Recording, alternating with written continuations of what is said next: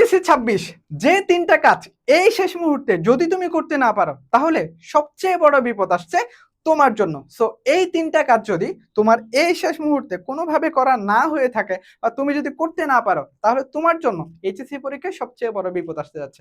So লাস্টেরটা সবচেয়ে বেশি important, না টেনে পুরো ভিডিওটা দেখো। ইনশাআল্লাহ আশা করছি তোমার যে HSC পরীক্ষায় এক্সপেক্টেড রেজাল্ট বা তুমি যে রেজাল্টটা চাচ্ছ সেই রেজাল্টটা যদি তুমি করতে চাও এবং এই বিপদ থেকে যদি তুমি একটু নিজেকে সাবধান রাখতে চাও বা HSC পরীক্ষায় A+ মিস হওয়ার যে বিপদ সেই বিপদ থেকে যদি তুমি নিজেকে দূরে রাখতে চাও এবং তোমার যে এক্সপেক্টেড রেজাল্ট GPA 5 যদি পেতে চাও তাহলে এই 3টি কাজ অবশ্যই তোমাকে এই শেষ মুহূর্তে করতে হবে। যদি তুমি করতে না পারো তাহলে তোমার জন্য HSC পরীক্ষায় বড় একটা বিপদ আসতে যাচ্ছে। সো প্রথম যে বিষয়টা সেটা হচ্ছে তোমাকে অবশ্যই রিভিশন দিতে হবে। তুমি যদি প্রপার ওয়েতে প্রপার স্ট্র্যাটেজি বা প্রপার গাইডলাইন মেনটেন করে যদি তুমি তোমার পড়া রিভিশন দিতে না পারো তাহলে আলটিমেটলি তোমার যে এক্সপেক্টেড রেজাল্ট সেই এক্সপেক্টেড রেজাল্টটা তুমি করতে পারবে না। তাহলে তোমাকে যদি একটা ভালো রেজাল্ট করতে হয় তোমাকে অবশ্যই বেশি রিভিশন দিতে হবে।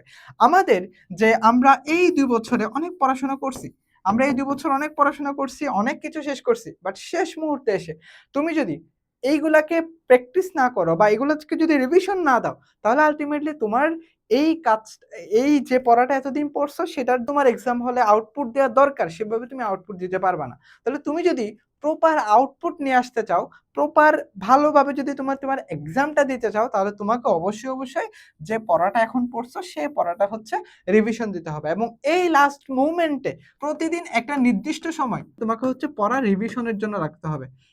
প্রতিদিন একটি নির্দিষ্ট সময় কিসের জন্য রাখা লাগবে? তোমার রিভিশনের জন্য মাস্ট রাখা লাগবে। ঠিক আছে? প্রত্যেকদিন নতুন পড়া যাবে না। নতুন পড়া পড়বা মানে প্রত্যেকদিন হচ্ছে রিভিশনের জন্য একটা সার্টেন টাইম তোমাকে অবশ্যই রাখতে হবে যাতে করে তোমার হচ্ছে যে আগের পড়া সে আগের পড়াটা যেন প্র্যাকটিসে থাকে। আমরা কি করি? আমরা ফর এক্সাম্পল আমরা হচ্ছে বাংলার যে টপিকগুলো আছে তো শুরু থেকে ধরলাম যে শুরু থেকে শেষ পর্যন্ত আমি সবই শেষ করব। শুরুরটা পড়তে শুরুরটা পড়ে যাই যখন আমি শেষেরটা পড়তে গেলাম, সামনেরটা আবার ভুলে গেলাম। তো এটা আমাদের হিউম্যান নেচার। আমরা সবাই ভুলে যাই পড়া। তাহলে আমাদেরকে যেটা করতে হবে, আমাদেরকে রিভিশন দিতে হবে। রিভিশনের উপর যদি আমি পড়াটাকে রাখতে না পারি ভাইয়া, তাহলে আমার এখানে ভালো রেজাল্ট করতে পারবো না।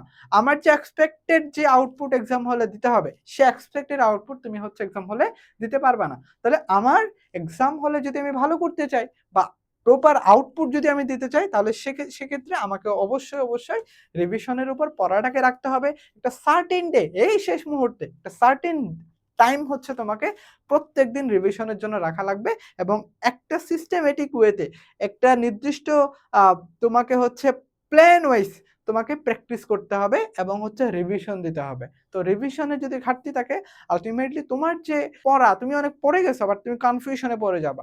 রিভিশন যদি না দাও তোমার যে কনসেপ্ট তুমি প্রথমবার যে পড়াটা পড়ছো সেটা যখন দ্বিতীয়বার পড়বা তখন তোমার মনে হবে যে না এখন মনে হয় আমি আরো ভালো বুঝতেছি।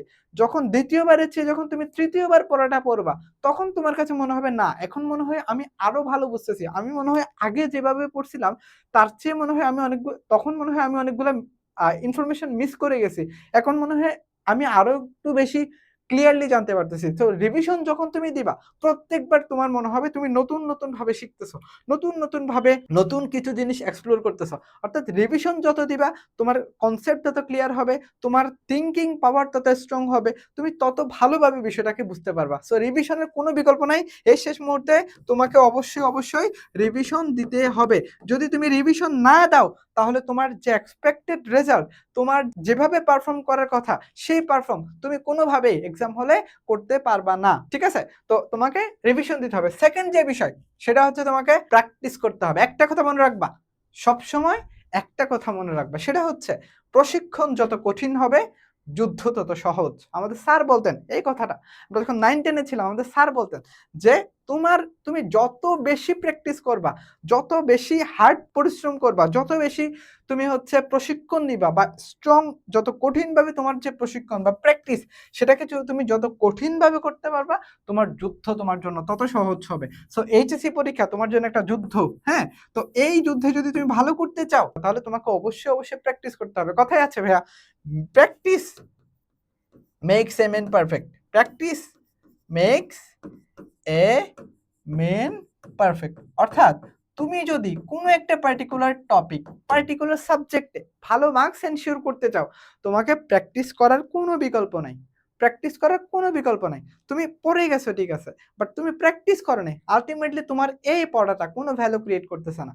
তোমাকে যেটা করতে হবে, কোনো একটা পার্টিকুলার টপিক পড়ছো, এই টপিকটা তোমাকে প্র্যাকটিস করতে হবে। প্র্যাকটিস করলেই তখনই হচ্ছে তোমার যে এক্সপেক্টেড যে রেজাল্ট, যেভাবে তোমার পারফর্ম করা দরকার সেভাবে তুমি পারফর্ম করতে পারবা। মনে থাকবে? তাহলে প্রশিক্ষণ যত কঠিন, যুদ্ধ তত সহজ। এজন্য আমাদেরকে বেশি বেশি প্র্যাকটিস করতে হবে। টাইপ ভিত্তিক ধরে ধরে প্র্যাকটিস করতে হবে, যেন কোথাও কোনো ধরনের ল্যাকিংস না থাকে। কোথাও তুমি যখন পড়বা, যে একটা টপিক যখন পড়বা, তখন এটার পরে যখন তুমি এমসিকিউ সলভ করতে যাবা, তুমি দেখবা এখানে ১০টা এমসিকিউ তুমি পারতেছো, ১১ নম্বর এমসিকিউতে যেয়ে তুমি আটকে গেছো। আরে এটা এরকম কেন? এটা তো আমি পড়ি নাই। তখন নতুন একটা নিয়ম তুমি আবিষ্কার করবা। নতুন একটা কোয়েশ্চেনের সাথে তুমি পরিচিত হবা। আবার যখন তোমার হচ্ছে সিকিউ প্র্যাকটিস করতে যাবা, দেখবা যে ৩টা ৪টা তুমি পারছো। ৫ নাম্বার সিকিউ করতে গিয়ে আটকাই গেছো। আরে এই কোয়েশ্চেনটা তো আমি এভাবে তো পড়ি নাই। এটা কোত্থেকে আসলো? তাহলে যখন তুমি প্র্যাকটিস করবা, এই তোমার পথটা তত স্মুথ হবে। তুমি তত স্মুথলি আনসার করতে পারবা। ঠিক আছে? তাহলে প্র্যাকটিস তোমাকে করতেই হবে। এই শেষ মুহূর্তে তুমি যদি বেশি বেশি প্র্যাকটিস না করো, তোমার প্র্যাকটিস করার অভ্যাস যত কম হবে, তোমার এক্সাম পারফরম্যান্স তত খারাপ হবে। ঠিক আছে? তো এখন তোমাকে বেশি বেশি প্র্যাকটিস করতে হবে, বেশি বেশি রিভিশন দিতে হবে, এবং তোমাকে আল্টিমেটলি হচ্ছে যে সামনে যে ব্যাটল ফিল্ড আসতেছে, তোমার হচ্ছে যে যুদ্ধ আসতেছে, সেই যুদ্ধক্ষেত্রে হচ্ছে তোমাকে বেস্টটা দিতে হবে। সো বেস্টটা যদি তুমি দিতে যাও, তাহলে এই শেষ মুহূর্তে তোমাকে বেশি বেশি প্র্যাকটিস করতে হবে। বেশি বেশি যত প্র্যাকটিস করবা, তোমার কনফিউশন তত দূর হবে, তোমার নিজের প্রতি কনফিডেন্স তত বেশি বিল্ড আপ হবে। থার্ড যেটা, সেটা হচ্ছে কনসিস্টেন্সি। এই শেষ মুহূর্তে আমরা সবাই একটা প্রবলেম ফেস করি, সেটা হচ্ছে ভাইয়া ফেসবুকে গেলাম, ফেসবুকে গেলাম, ছোট্ট একটা ধরো রিলস দেখছো, হ্যাঁ? তাহলে রিলস দেখার পরে কি হলো? ধরো তুমি আজকে কত খুব সুন্দর মন মানসিকতা নিয়ে ফজরের সময় নামাজ পড়তে বসছো। পড়তে বসার পরে ধরো ৩০ মিনিট পড়ছো বা ৪০ মিনিট পড়ছো। এরপরে কি হলো? একটু ফেসবুকে দেখলা যে একটা নোটিফিকেশন আসছে, বা সন্ধ্যার পরে যখন তুমি খুব একটা ফ্রেশ মাইন্ড নিয়ে যখন পড়তে বসবা, দেখা গেল অমুক কমেন্টেড অন তমুক পোস্ট। তুমি কি করলা? একটু ক্লিক মারলা। ক্লিক করার পর কি হলো? কোথায় হারাই গেছে সেখান থেকে। এরপর রিলসে ঢুকলা, মাইলের পর মাইল স্ক্রল করতে আছো, কিন্তু কোথাও এটা শেষ নাই। দেখা গেল তুমি ৫ মিনিটের জন্য ফোনটা ধরছো, কিন্তু এই ৫ মিনিট তোমার ৫ ঘন্টা কোন দিকে কিল করে ফেলছে তুমি বুঝতেই পারবা না। তো এখন এই শেষ মুহূর্তে তোমাকে হচ্ছে কনসিস্টেন্সি মেইনটেইন করে পড়াশোনা করতে হবে। তোমার প্রত্যেকদিন একটা পার্টিকুলার ১০ ঘন্টা, ১২ ঘন্টা, ৮ ঘন্টা, ৯ ঘন্টা, যত ঘন্টা পারো সব মানে কনসিস্টেন্সি মেইনটেইন করে রেগুলারলি তোমাকে হচ্ছে একটা নির্দিষ্ট সময় পড়াশোনা করতে হবে। নিজের বেস্টটুকু দিতে হবে এই টাইমে। এই টাইমটাতে যদি তুমি নিজের বেস্টটুকু দিতে না পারো, আল্টিমেটলি তুমি এখানে ভালো করতে পারবা না। তোমাকে ভালো করতে হলে, নিজের বেস্টটুকু দিতে হলে, তোমাকে হচ্ছে কনসিস্টেন্সি মেইনটেইন করতে হবে। একটা কথা আছে, তোমার কন্টিনিউয়াস গ্রোথ, তোমার কন্টিনিউয়াস গ্রোথ লাগবে। কন্টিনিউয়াস গ্রোথ থাকলে হবে কি? তুমি যখন প্রত্যেকদিন পড়বা, তুমি নতুন নতুন কিছু শিখবা, নতুন নতুন কিছু জানবা। তুমি যখন ৭ ঘন্টা, ৮ ঘন্টা, ৯ ঘন্টা পড়াশোনা করবা, দেখবে তোমার সিলেবাসের কিচ্ছু নাই। তুমি প্র্যাকটিস বলো, রিভিশন বলো, কি লাগবে তোমার সবকিছু করতে পারবা। বাট তোমাকে আজকে পড়ছো, ১ সপ্তাহ কোথায় হারাই গেছো, এই কাজ করা যাবে না। তোমার যেটা করা লাগবে সেটা হচ্ছে, আজকে ৫ ঘন্টা পড়ছি, কালকে চেষ্টা করতে হবে ৬ ঘন্টা পড়ার। কালকে ৬ ঘন্টা পড়ছি, পরশু যেন এটা ৪ ঘন্টায় নেমে না আসে। পরশু ৬ ঘন্টা পড়বা, চেষ্টা করবা আরো বেশি পড়ার জন্য। এভাবে আস্তে আস্তে আস্তে আস্তে পড়ার ভলিউমটা বাড়াইতে হবে। প্রত্যেকদিন নিয়মিত পড়াশোনা করতে হবে। নিয়মিত পড়াশোনা করতে হবে। কনসিস্টেন্সি মানে কি বোঝায়? তুমি শনিবার পড়ছো, কিন্তু রবিবার, সোমবার এগুলাতে তোমার কোনো খোঁজ নাই। এগুলাতে তোমার কোনো খোঁজ নাই। তুমি হারাই গেছো। তুমি হারাই গেছো। একদিন পড়ছো, আরে আজকে পরে ধুমায় উড়াই ফেলবো। আজকে যা বই আছে সবগুলো শেষ করব। কিন্তু এরপরে ৪ দিন তোমাকে টেবিলে খুঁজে পাওয়া যায় না। এই ভুল করা যাবে না। প্রত্যেকদিন একটা নির্দিষ্ট সময়ে বা একটা নির্দিষ্ট সময় ধরে তোমাকে পড়াশোনা করতে হবে। প্রত্যেকদিন কনসিস্টেন্সি মেইনটেইন করে নিয়মিত তোমার পড়াশোনাটাকে চালিয়ে যেতে হবে। কম হোক, কিন্তু রেগুলারিটি যেন মেইনটেইন হয়। রেগুলারলি যেন তুমি পড়াশোনা করো। এটাই তোমাকে আল্টিমেটলি আগায়ে রাখবে। এটাই তোমাকে তোমার যে লক্ষ্য, সেই লক্ষ্যে পৌঁছে দেবে। কনসিস্টেন্সি মেইনটেইন করতে না পারলে কোনো জায়গায় ধারাবাহিকতা যদি মেইনটেইন করতে না পারো, তাহলে তুমি কোনো জায়গায় ভালো করতে পারবা না। ধারাবাহিকতা বা কনসিস্টেন্সি হচ্ছে তোমার সফলতার মেইন যে চাবি, সেটা হচ্ছে তোমাকে কনসিস্টেন্সি মেইনটেইন করে মানে যেকোনো ক্ষেত্রে তোমাকে কনসিস্টেন্সি মেইনটেইন করতে হবে। কোনো একটা পার্টিকুলার বিষয়ে হচ্ছে তুমি যদি সফলতা চাও, ঠিক আছে? রেগুলারিটিস মেইনটেইন করবা, দেখবা যে ইনশাআল্লাহ সবকিছু তোমার জন্য সহজ হয়ে গেছে।